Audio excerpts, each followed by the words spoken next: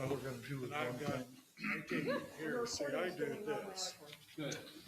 I take your agenda and then expand it, Yep. so all I gotta do is check off or make notes. Does it say And it's this who according does to what. That's basically what BJ does too. 2 minutes. It will be, because I've been testing it that way, and it worked, so. All right. Better at least pull up the agenda so I know what we're. Gosh darn it. How do you keep your glasses from fogging up? People are in the waiting room, should I let them in? Sure, Okay. let me know if BJ is on, otherwise I'll take the minutes.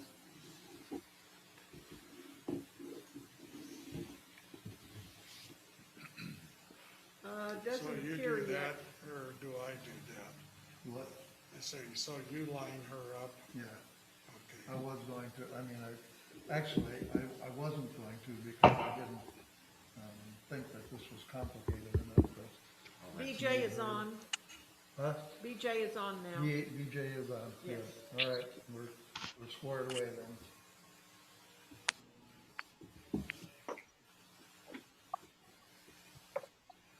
And 1:15, it's 11 o'clock, so we're gonna start.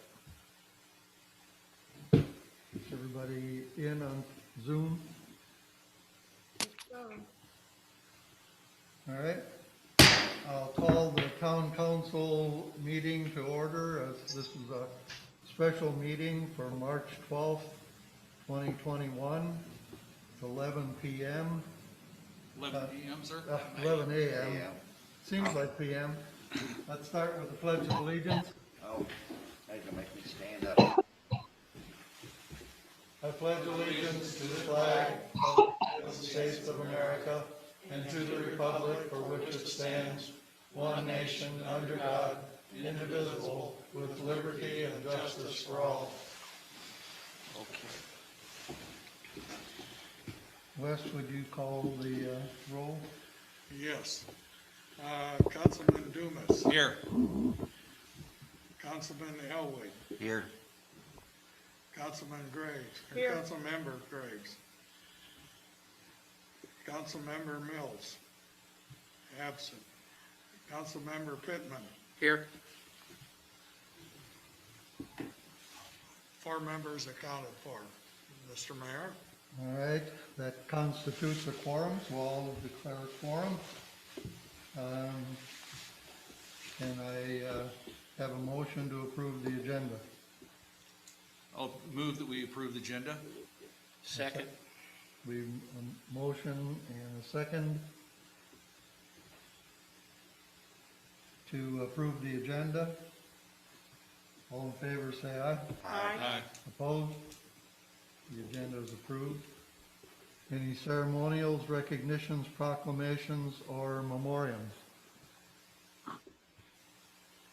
Hearing none, we'll move on to reports. There are no standing committee reports at this meeting, no special committee reports at this meeting. So we'll move on to business, old business none, new business, which is the point of this meeting, is to review a policy for notification postings and to consider a resolution adopting, posting the policy. And for the record, note that Councilman Mills is now in attendance. So this is something that Lynn took on as a project, so I will turn this over to Councilmember Dumas. The city of Holiday Island has a need to notify its citizens of concerning our official actions and our regulatory decisions. And there are a lot of different statutes that tell us about what our different kinds of methods of publishing and posting those notifications are. And some of those things that we need to do for posting are included in this policy. The first one being posting of our ordinances that we may pass, and secondly, is the posting of our financial statements. And because those two are different, I thought it'd be prudent that we, as a board of as a council to create a policy where we can find one place and make certain that we follow it and make sure we meet the statutes of the state. So is it necessary to read this policy? We published it in our announcements as attachments. Yeah. Does anyone here want to actually read the policy, or all read it. you just want to hit the highlights on it? Okay. As we discussed in our workshop, the first bucket is the affidavit and proof of posting. We discussed whether it's important enough to document that we actually do it and make it a matter of record, and I took it from that discussion that we did. So the last 2 pages of this policy include an affidavit for no newspaper being of record in Holiday Island, and also a proof of posting document. And those would be created by the recorder treasurer and specifically naming whatever posting that we have, and his signature should be affirmed by a notary public. So I guess as far as the discussion, is that adequate? Is that more than we should do? Is that appropriate for what we should do? Based on what we've seen from other area municipalities, this would seem to me to be appropriate and accurate or Okay. adequate. Okay. Second requirement then is that we as a town council have to approve where we're going to make our public notifications. And that's what section 2, the locations and durations of the public notifications, is about. It's a list of places that we've identified, and we talked about 4 of the 5. Well, we talked about all 5 of them in our last meeting, but on the copies I believe that you all have, number 5 is listed as the Sunfest Market Cafe. I had a conversation with the assistant manager there, and he was more than happy to accommodate the city of Holiday Island to post a bulletin board in his cafe, and he thought it would help bring an attention to the fact that they have that space available, as well as is a much better place than near his cart rack inside the store, because it's so congested where the carts are, where the other bulletin boards are. So he was very enthusiastic about having that space available. The concern or question that I had that I was going to present today, this list is important because if you'll flip to section number 5, it says the annual publication of financial statements, and paragraph B, until a newspaper is published within the corporate limits, the recorder treasurer shall cause to be posted the financial statements in the first 2 public places designated in the policy. And that comes from the statute 1459-116, that we only posted in 2 places. So if we're going to, or I thought we ought to have a discussion, do you think the Sunfest Market Cafe is more public than the other 3 listed below it? And if it is, it needs to be elevated to the 2nd spot on the list. Personally, I think it is. I think more people probably go to the Sunfest Cafe than they would to the other 3 places on a regular basis if we're looking for a most public. The statute says it has to be most public places.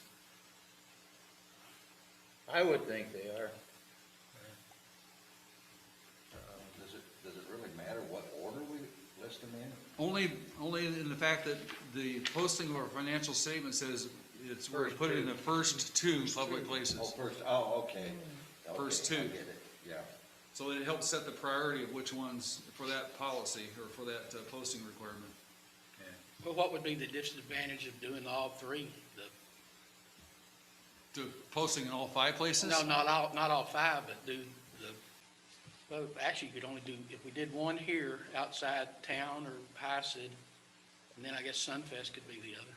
Right. Yeah. That's what he said, okay. So your copy, I believe, that was distributed has the Sunfest Market Cafe as number 5. It needs to be moved up to number 2. So it'd renumber the whole list then. It'd be a suggestion that I had, I wanted to talk about. I would recommend we do that. Okay, and then secondly, in that section 2, there's a note there. These bulletin boards can be very expensive if we get something large, and as we talked about during our workshop, if we end up with a 15-page ordinance, that's going to take up a lot of real estate on a board. So we may have to produce them in a reduced format font so they fit. And I was thinking 2 pages on one would make them a 5x7. If you stood up next to the board, you could still read it. And obviously it's going to be posted other places, but we could meet the requirement to get it posted by printing in a smaller format. That's why that note says space limitations may require the postings to be reproduced in a smaller size or format. in order to comply with the posting requirement. That's why it notes there. Then section, go ahead. Oh, I was just gonna say, I was wondering if you could at least put the heading in a larger font so they could read the heading, and maybe a note on the bulletin board that a copy could be obtained, at the office, or Sure. by calling Wes or Or something. it's online. I think it's important to note that these laws were probably put on the books before computers were even dreamt of. And in practical terms, if people see something posted that they're interested in, they're probably going to go to our website and pull it up and read it. Yeah, there are several people out here that don't do webs, though, don't do websites, they Yeah. don't do internet at all, and I think we have to make Yeah, I mean, allowances. We'll comply with the law for sure, but in practical terms, I Yeah. doubt whether there'll be very many people standing in front of a bulletin board reading an ordinance. And all of our postings are supposed to be available for public view in the city office. We'll have the hard copies there, so that's another avenue they can use. Paragraph B in section 2, the documents will be posted within 10 days of adoption and shall not be removed fewer than 45 days after approval of the effective date. Those two dates are put on there. One, the 10 gives us opportunity to get it. Okay, it's like today, if we're gonna make a revision to this policy, we have to reprint that. If a resolution gets revised in the meeting and we wanna reprint it, and that'd be the one that's signed, there'll have to be a delay in that. But the weather conditions, the availability of resources, just gives us an option that we have up until 10 days to get them on the bulletin board. The 45 days is there because there are some of the requirements I read, they have to be posted for a minimum of 30 days. So if we're at the 10th day of our posting and it hangs for 45 days, it was up there for 30 days or more. So I think that's why I put those 2-day limits on it. And there are some postings that say they have to be up there even longer than that. So as we require, those requirements come along, we'll amend the policy to say that this particular one has to be up for a period of time. I don't recall what type that was. And then additionally, this isn't in the statutes, but I put on there links to the copies of the documents shall be made on the city website, because I think that's what we want to do, that's what we intend to do. So we'll make it part of our policy that we do it. And that would give the person maintaining the website up to 10 days to get that done as well. So. Then the other, carrying on page 3 or page 2, the third section talks about ordinances. There's nothing unusual there other than it says we're going to post it in 5 bulletin boards, and it cites the statute.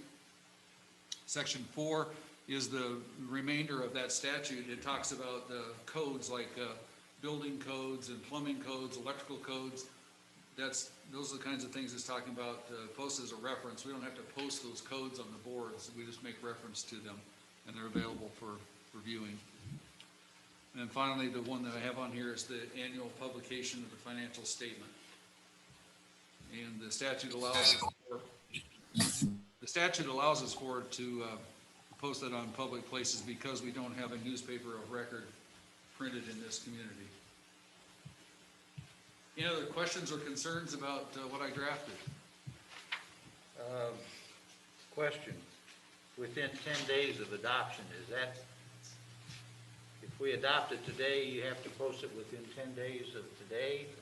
It's not prior to passage? I didn't read anything that had to be prior to. Okay. There was no official notice that we're going to do something that you have to post notice for. The only places I see those kind of notifications were like when we get to the point where we have a planning commission, you have to give public notice ahead of time that you're gonna have your meetings. And I believe there were some things in there that there may be advance notice requirements for those. But for what I've read and studied so far, what we have on this policy, there's nothing in advance.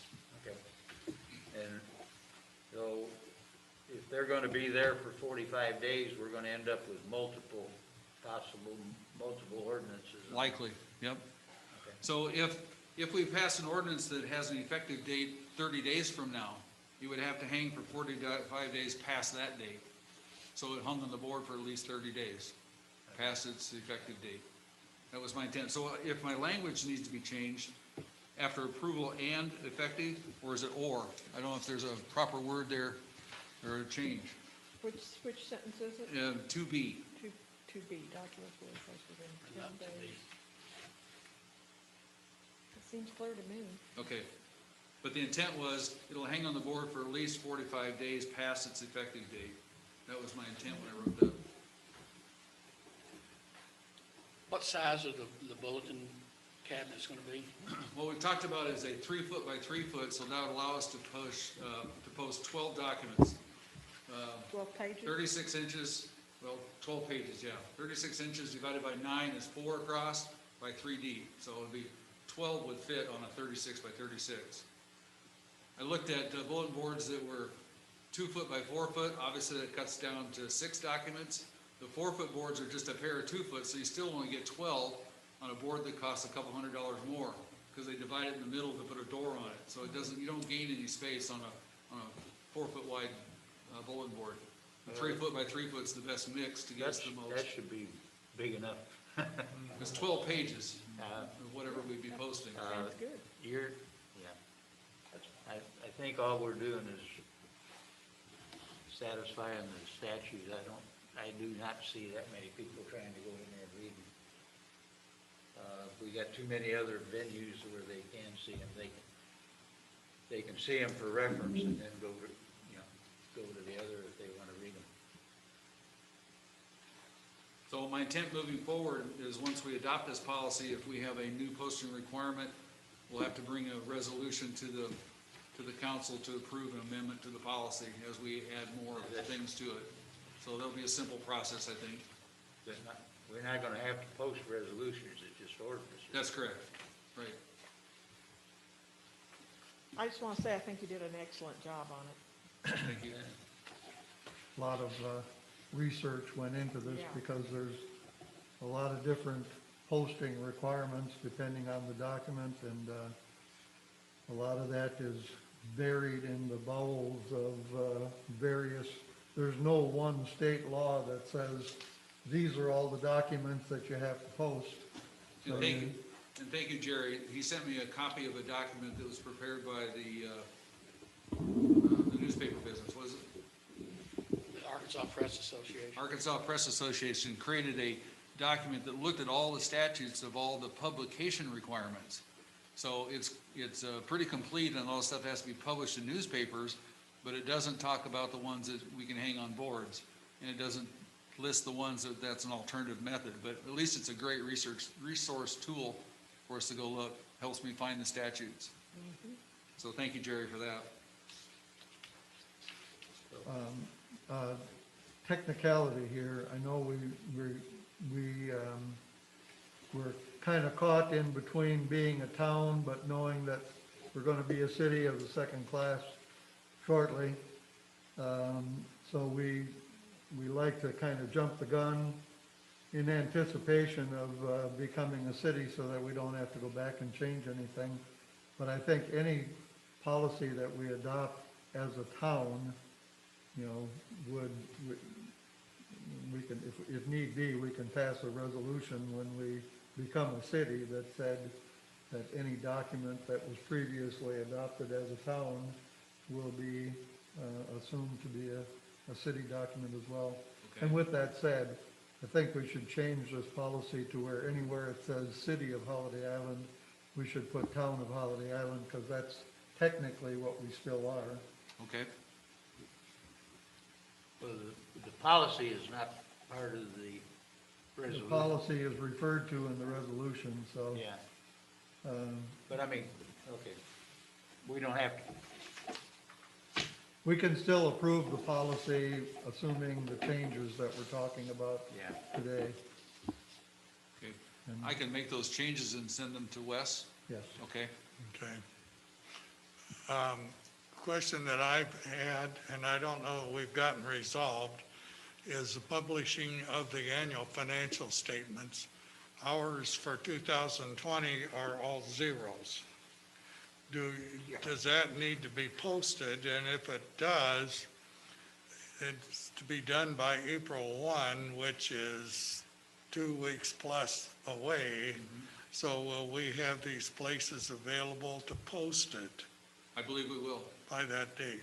I believe we can. you're going on the assumption that the 3 December is the valid starting date? Well, that's the official date that we were incorporated. Okay. But, Yeah, the answer to your question, Wes, is yes, the boards will be up by then. Okay. Because the whole point of having the special, I should have brought this up at the beginning of the meeting. The whole point of having this dealt with in a special meeting is because we're getting close to wanting to consider some ordinances already, as early as the next regular meeting of the town council. So, because there was gonna be a posting requirement associated with that, I wanted to have this policy in place and this resolution in place so that we could post the ordinances we're considering. So, hopefully they'll be in place by the next meeting, which we'll talk about a little bit later too. Back on the Wes's point about zeros, I mean, yeah, incorporation, we were approved as a town on December the 3rd, but none of us were sworn in until January the 4th. So I don't think we got, I think we ought to run that past somebody at the Arkansas Municipal League.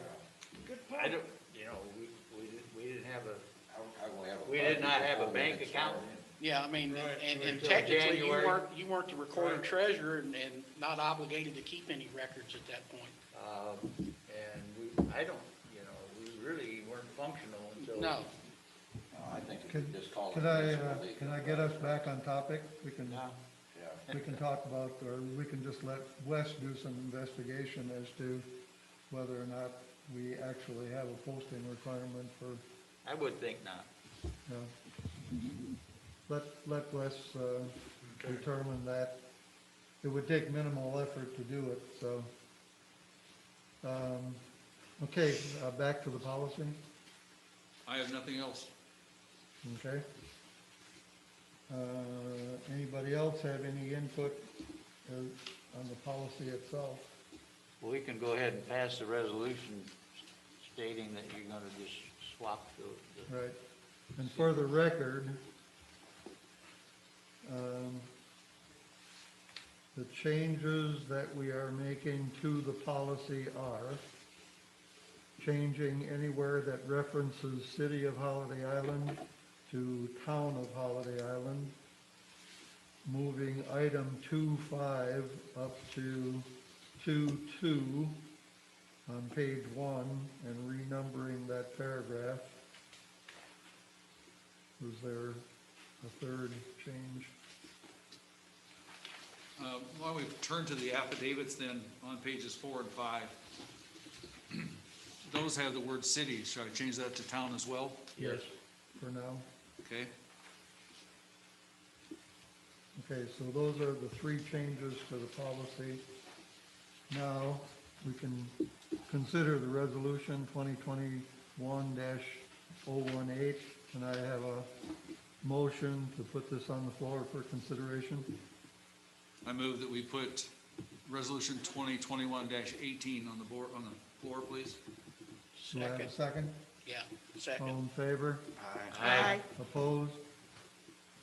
Okay, Wes, you want to read the resolution? Yes.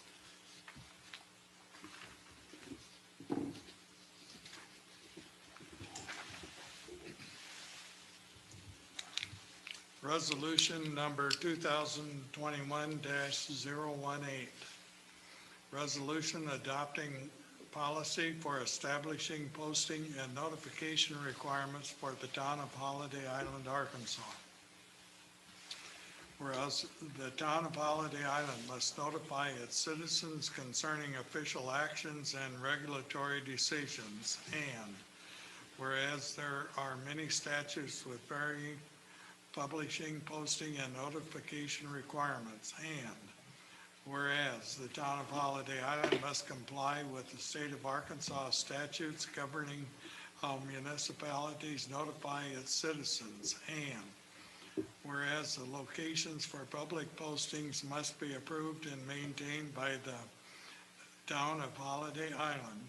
Now therefore, be it resolved by the town council of the town of Holiday Island, Arkansas, that what I have has got the city, but that should be the town of Holiday Island policy. Publishing, posting, and notification requirements shall be adopted. Approve the purchase of bulletin boards, construction materials, erection and maintenance of bulletin boards, and the locations for permanent placement. Number 1, approval for mayor to expend the funds as needed to purchase, construct, mount, and maintain 5 suitable bulletin boards at specific locations on Holiday Island Suburban Improvement District, HISD land or buildings. Number 2, approved locations for posting notifications. The town council designates the following 5 most public places within the corporate limits of Holiday Island, Arkansas, for the purpose of notifications upon town-owned and managed bulletin boards. Number 1, the bulletin board outside the entrance to the town office at 110 Woodsdale Drive, Suite 103. Number 2, second place, the bulletin board inside Sunfest Market Cafe on North Wall at 1 Forest Park Avenue. Third spot, the bulletin board outside the entrance to the ballroom at Holiday Island Country Club, number 1 Country Club Drive. Fourth spot, the bulletin board inside the entrance to the Recreation Center at 13 Buckskin Lane. Fifth spot, the bulletin board inside the HISD office boardroom at 110 Holiday Island Drive, Suite 103. Number 3, adopt the City of Holiday Island policy for publishing, posting, and notification requirements. Attached policy details the posting requirements for ordinances, financial statements, and other official actions of the town council as required by Arkansas statutes, passed and adopted by the town council of Holiday Island, Arkansas, in this date of 3/12/2021.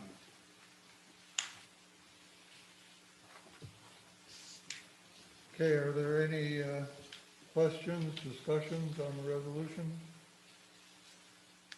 Make a motion, we approve resolution 2021-18. Ken made a motion to approve resolution, I'll put it away, 2021-018. Do I have a second? I'll second. Linda seconded it. Wes, you want to call the roll? Yes. Councilmember Dumas, Aye. Councilmember Elwood, Aye. Councilmember Graves, Aye. Councilmember Mills, Aye. Councilmember Pittman. Aye. That was approved, the resolution. We didn't vote on discussing it, did we? Discussion. Yeah. Well, We didn't need to move on the discussion. okay.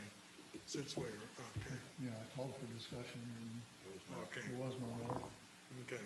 Okay, the resolution is adopted. Let's see, who moved that and who seconded? Oh, Ken. Ken moved and I Ken seconded. moved. Making my own notes here. Okay. Okay, we'll get to work on acquiring the boards. It's going to run into more money than we currently have in the treasury, so we're probably gonna pass the hat. I think it doesn't hurt to make that a matter of record that the council members have offered to contribute some additional funds until the city revenue starts to flow in. Let's see, moving on the agenda then.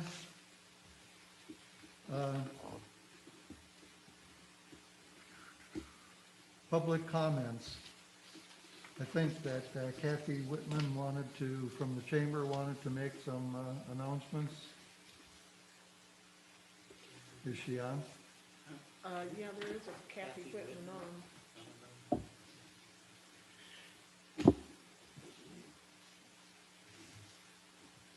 If not, is anybody else interested in making any public comments? Kathy Whitman, speak. Okay, I'm sorry, I had to unmute myself. Yeah, due to the weather that we thought we were going to have tomorrow, now I was watching the weather this morning and it appears that everything's going to be fine tomorrow. But we had to make a decision on Wednesday. And so we decided to move the parade to next Saturday, the 20th of March. So time frame is still the same. We'll still line up at the chamber office and parade up to Veterans Memorial Park. Spectators can still park along the street and can watch from their car, or they can get outside of their car and watch the parade. Don't mean to be anticlimactic because it will be after St. Patrick's Day, but we're hoping everyone will turn out. And of course, that morning starts our first monthly bass tournament. And I don't know if you saw our live feed yesterday, but I shared it on the chamber Facebook. So all the details for that fishing tournament are listed on the chamber website, as well as details on the parade. And apologies that it's not going to rain tomorrow. We thought it was, so we moved the parade. But we have a lot of activities going on March 20th, and just hope everyone will join us wherever they would like, whether it's at the marina or whether it's at the shopping center. Thank you for letting me speak on it. I did watch that live feed on the chamber presentation yesterday, and Brad Handley was on there talking about the fishing tournament, and pretty impressive what he's doing with that fishing tournament. It's kind of a all year long, all season long fishing tournament that culminates in a kind of a winner take all. A lot of money available if you know how to fish.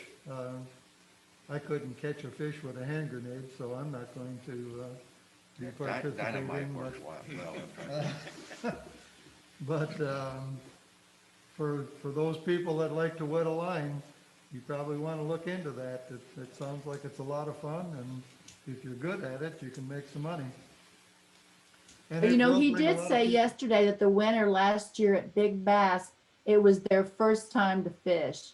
So beginners can join in and win. And there's some large dollar amounts involved in those tournaments. Yeah, Can I ask a oh, I'm sorry.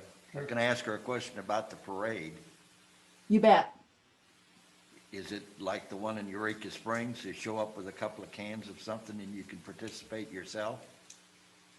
It is, it's a wheeled parade, meaning you need to show up on a bicycle or a scooter or a skateboard or Golf cart? tricycle or even a wheelchair, anything golf with cart. wheels, With- unmotorized, Or a golf cart? No, No? no more- unmotorized, no Unmotorized? golf carts. you get people to push it for you. No, I don't think so. Okay, thank you, Kathy. Thank Any you. Any other public comments?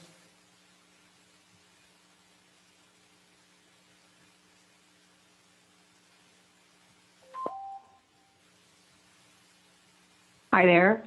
Can we get a little information on SB 416, please? Name and address, please. All right, we're supposed to be doing that with comments, name and address.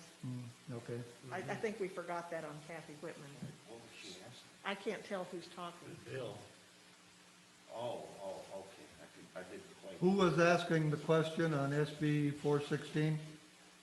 Hi, my name is Susan Rosen. I'm a resident of Holiday Island. I would prefer not to give my address out over the internet. Can I get some information, please, on SB 416? Thank you. Okay. SB 416 is a bill that was put together between the Municipal League and the Arkansas Geographical Information System or Service, and in cooperation with the Treasury Department.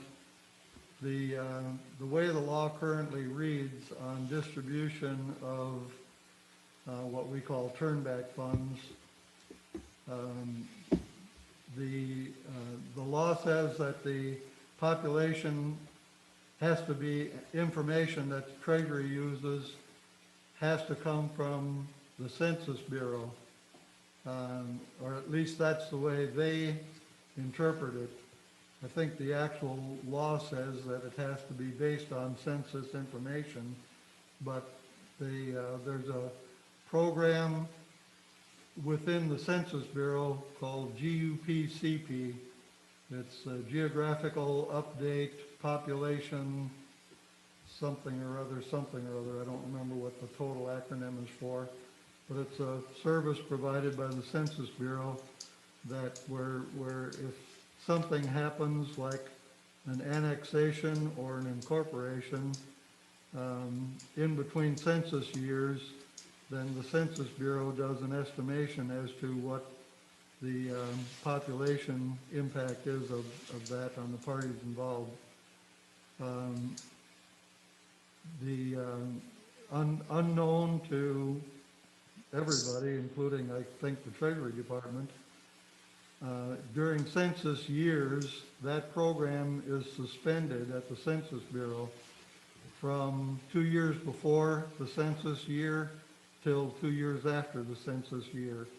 They just shut down that program and put everybody to work taking the census and crunching the numbers.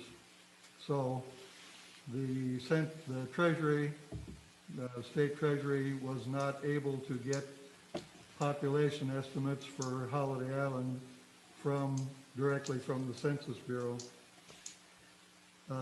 It was our understanding going into the budget year that information could be and would be provided by the State Geographical Information System Service, the same agency that provides official maps and things like that for the city. They did a population estimate and provided it to Treasury. Treasury said they couldn't use it unless the law was changed to allow GIS to be used in years where data is not available directly from the Census Bureau. So the Treasury, GIS, and the Municipal League got together, agreed what needed to be done, drafted a bill. Senator Ballinger ran the bill through the Senate. It was passed, and now it's in the House, and our representative and Holiday Island resident, Harlan Breaux, is going to be running the bill in the House next week. So that's SB 416. Okay, so a follow-up to that question would be then, so we haven't received any of the turnback money, and we don't really have an estimate on when we will receive our turnback money to start the city with. So how is this impacting the budget of starting the city and running the city thus far for 2021? Assuming that the legislation gets passed this month, there is an emergency clause on it that says that it's effective as soon as the governor signs it. So we would anticipate starting to receive revenue in April. So from a budget standpoint, we would have lost our first quarter revenue for the city.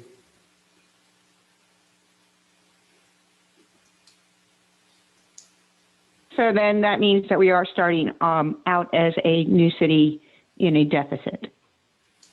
Well, a deficit to the budget, but the budget will have to be readdressed.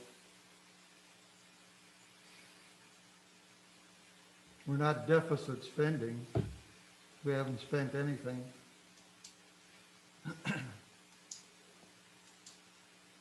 Any other questions on that issue? All right. I have a question. That's Barb Kuhn, I think. Yes, Yeah, not on that issue, just another question. Barb Kuhn, 62 Holiday Island Drive. I would like to know how a citizen such as myself and any other interested citizens can make a donation to the city until those funds become available. you can contact Les Stilley. He will be more than happy to take donations. Thank you. Okay, I will do that. Yes. Thank you. We appreciate it. Okay, moving on then to council member comments.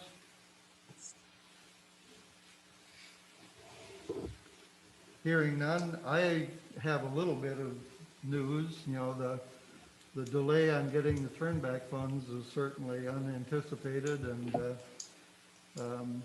not good news. But on the grant for the road project, the engineer, you know, we did turn in the grant to have, basically have Hawk Drive repaved. And because there aren't a lot of houses on Hawk Drive, but it is kind of a secondary emergency route, and a lot of people take it as a shortcut to, you know, avoid Holiday Island Drive. And there are some areas on the road that sustained unusual wear and tear, let me put it that way, while they were repairing the landslide because of all the heavy equipment that was going in and out of there and hauling rock in and everything else. So we opted to pick that street to be a candidate for the grant money. And the engineer from the Department of Transportation was up here this week, and we one came up from Little Rock, and two project managing engineers came over from Harrison. And we went out and looked at the road, and we thought that there was a $250,000 cap on the projects. The engineer informed us that last year they raised the cap to $300,000, and he thought that Hawk Drive probably wouldn't take all $300,000. So he asked if there were any other projects that we might want to look at to you know, to fill out the rest of the grant. And you know, we've repaved a pretty good section of State Line Drive, but there's still some sections, 3 sections that haven't been repaved that weren't in as bad a shape. State Line Drive and Holiday Island Drive basically get 100% of the traffic that comes in and out of Holiday Island. Well, I guess you could throw in Woodsdale too. But so we looked at the 3 unpaved sections of that, and of course that would, you know, if you put both projects together, that would be well over $300,000. But what he said was that the state can go up to $550,000 on a project if the city wants to pay the difference between the $300,000 and the $550,000. The advantage to the city would be that it would be all bid at one time, so we'd get a better price. The state does all of the engineering and all of the project supervision at no cost to us. And so when you put the two projects together, if we take, next year's, what we would normally spend on repaving next year and add it to that grant money, we could probably do that whole project. So it's, it's a real opportunity for us. The engineer said that, he's working on projects that would actually be done next year. So that's not a paving job for this summer, it would be a paving job for next year. But, so the process is that he does his estimates and everything.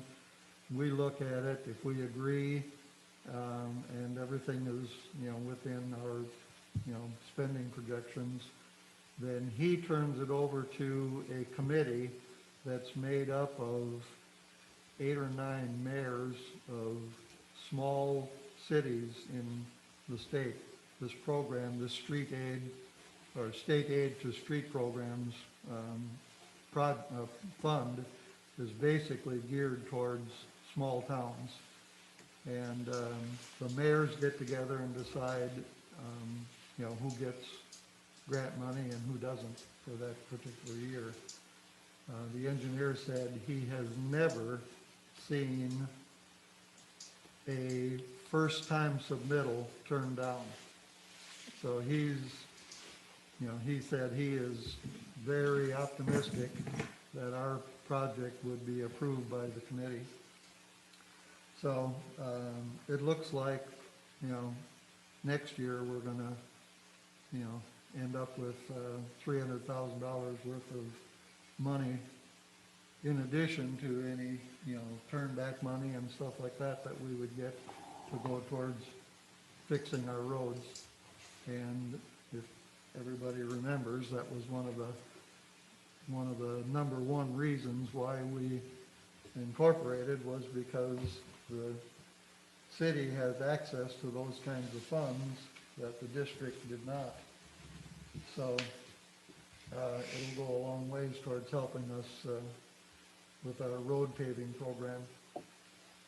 I'll keep everybody posted on where all that stands. Any other announcements? Dan, I might comment, follow on your discussion. Bandy Drive was repaved 6-8 years ago, and there have been certain limited areas where they've had problems with it breaking up, and they've redone it. And now with all the construction that's going on right there, loads of rock and dirt being hauled in and everything, there are additional areas that are showing signs of breaking up. So I foresee that there's going to be additional problems in a fairly limited area there.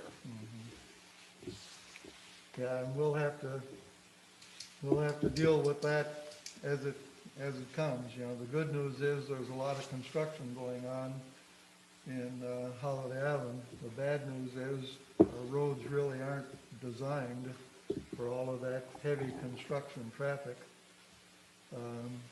And in fact, one of the things that we've talked about and not acted on yet was the number of trash collection providers in Holiday Island. The engineers from the state said that virtually all, cities have passed ordinances, limiting it to one trash collection service because of the wear and tear on the roads. When they looked at the damage, like on Hawk Drive from heavy vehicle traffic, they said that a street like that would last forever without the heavy truck traffic. But when you have heavy trucks running up and down it, the road base just won't support it. So it's something we're going to have to deal with. There's a cost associated with it. I don't know that we can recover any of that cost from the people building houses. You don't want to discourage people from building houses because they'll have to pay to repave the street. But it is a problem in Holiday Island that these streets, you know, really aren't designed for heavy truck traffic. With the 2 weeks of ice and snow on it's not gonna help either.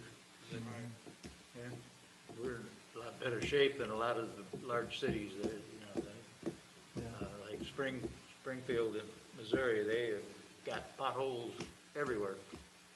Yeah, we got a few here now too that need to be addressed since the bad weather. But Kenny usually stays on top of that. Okay,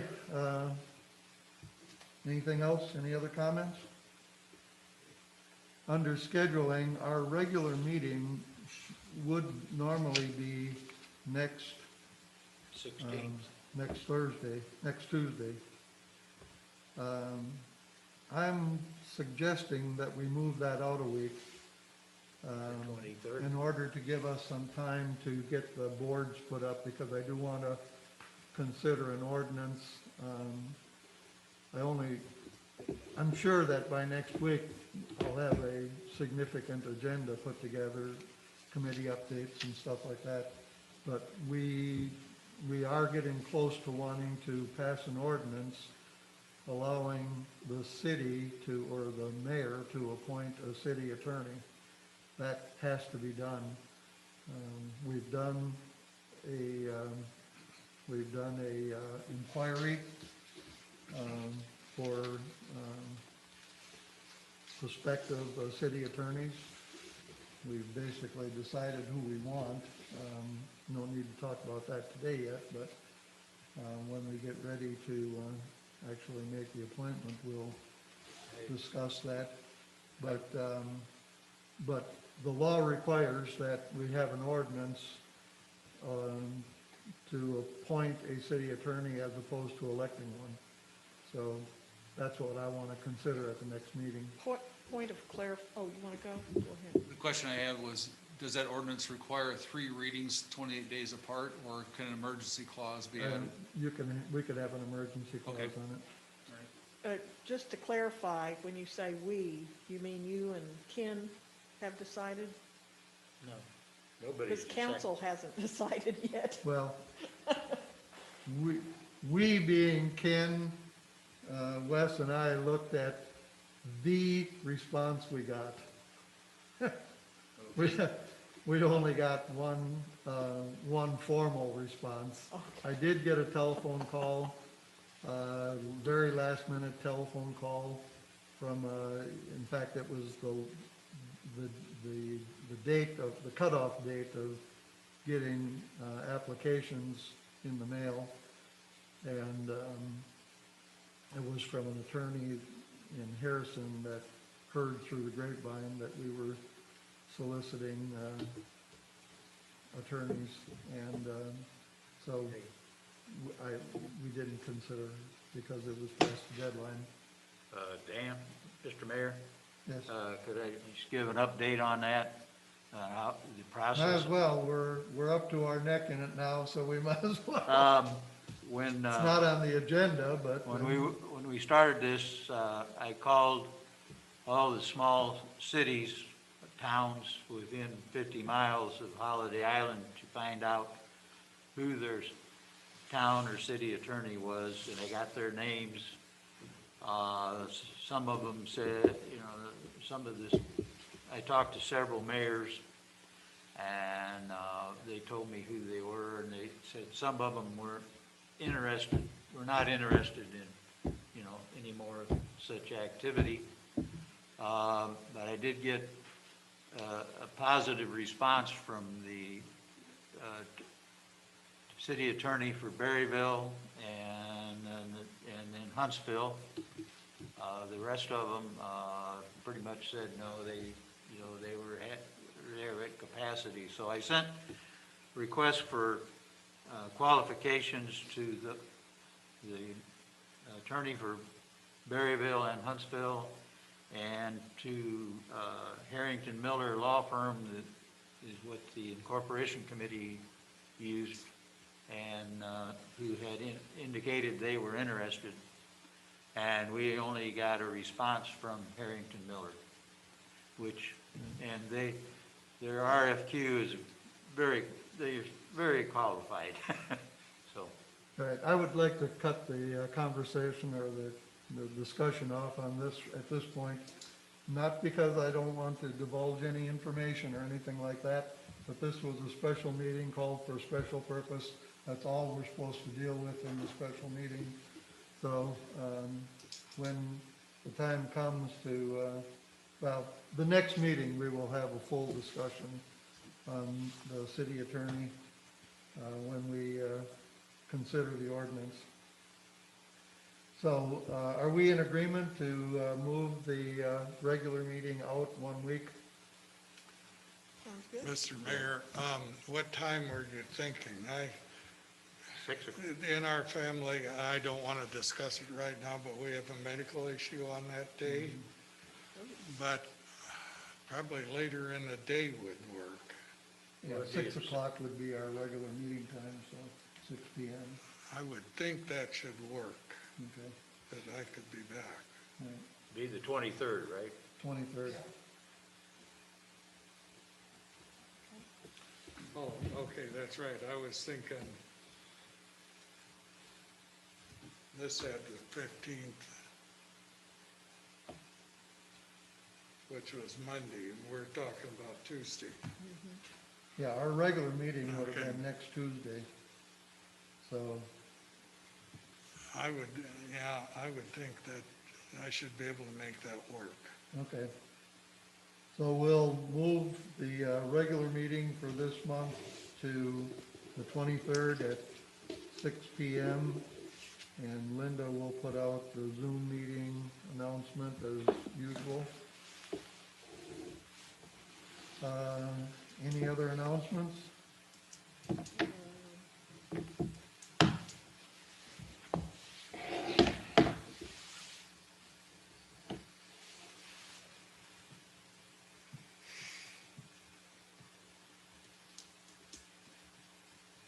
I'm just looking at chat. There was a comment. Linda Harris said, what about Chris Flanagan, local attorney at law? I don't think he does any city business at all. He's more in private practice. Right. He was not interested. He would have had the opportunity to run as the city attorney if he so chose. Okay, no other. I have a question. Oh, okay, who is that? This is Linda Harris, 13 White Oak Drive.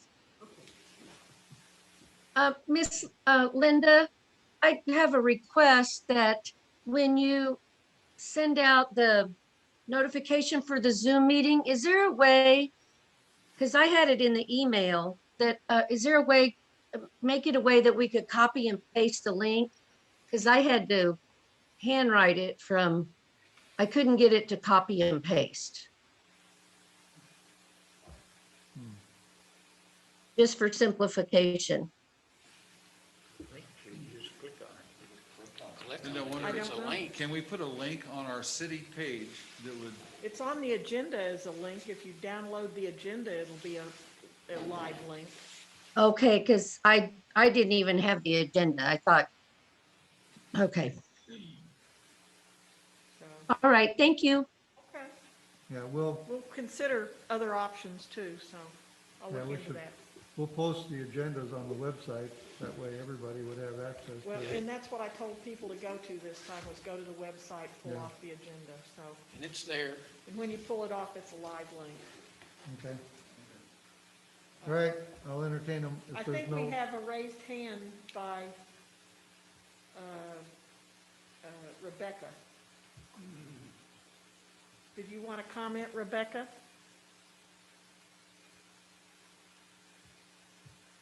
She doesn't have a microphone. I guess she doesn't. Oh, she says, moving the meeting 10 days for notification FOIA. I don't think it's 10 days, I think it's 2 days. two business days. 2 days. Well, Two today's business the days. 12th and the, right? Well, I say the requirement is 2 days. Yeah, the requirement is actually 2 business days. So we're within the requirement. Okay. Okay. All right, I'll entertain a motion to adjourn. Move to adjourn. Second. Gary moved, Ken seconded it. All in favor, say aye. Aye. Opposed? We're adjourned. Okay, cancel, ending the Shut that meeting. damn thing off. What is that?